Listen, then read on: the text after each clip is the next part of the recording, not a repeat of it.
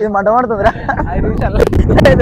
అడవాడుతుంది friends. ఇది వచ్చేసి ఎల్లమ్మ గుడి ఫ్రెండ్స్. ప్రతి తాళ్ళలో ఉండేటిదే మనకు తెలుసు న్యాచురల్ గా. ఆల్రెడీ మా తాడైన ఎక్కుతుండవు, మా తాడైన ఇడిదికైనా ఫస్ట్ అయినా మా తాడైన ఎక్కుతుంది ఫ్రెండ్స్. ఫస్ట్ అయినా మన సీనన్న మంగళం సీనన్న